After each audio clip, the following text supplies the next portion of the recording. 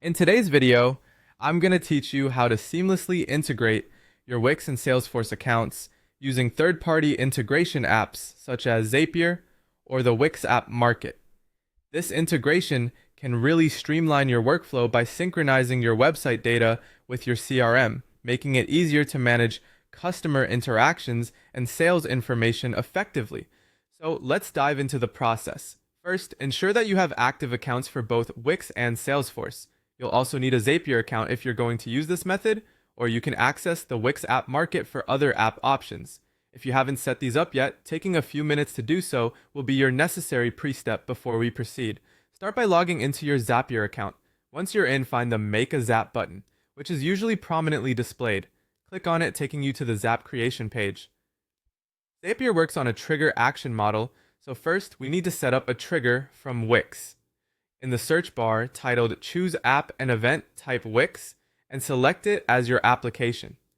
Then choose an appropriate trigger event to initiate the process. This could be a new order, a form submission, or another action that originates on Wix. Choosing the right trigger is crucial for ensuring the data you want to be transferred is captured correctly. Once you've set the trigger, connect your Wix account by clicking on Sign in to Wix. Follow the prompts to authorize Zapier to access your Wix data. Don't worry, this integration is secure, and you can always manage or revoke access through the Wix dashboard if needed. Now that Wix is connected, it's time to move on to Salesforce, which will act as our action app. In the Do This section, search and select Salesforce. Here, you'll choose an action event to execute with the data retrieved from Wix. Commonly used actions include creating leads or adding contact information. After selecting the action, connect your Salesforce account by clicking Sign in to Salesforce. Provide the necessary permissions, just as you did with Wix. For an optimal experience, ensure you have the proper access level within Salesforce to create the types of records you want. With both accounts linked, it's time to configure the data transfer. Map each field from the Wix trigger to its corresponding Salesforce field.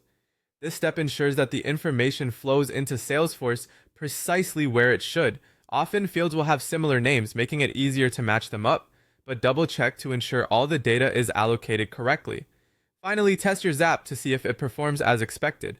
Zapier allows you to run a quick test to see a sample data flow through your newly created Zap.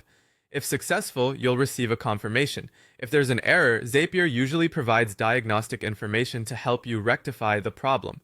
Once everything looks good, switch your Zap from off to on, activating this powerful integration. And there you have it, a step-by-step guide to integrating Wix with Salesforce via Zapier or the Wix app Market. This connection can significantly enhance your operational efficiency by aligning website interactions with customer management systems. Happy integrating, and I hope this tutorial simplifies your workflow.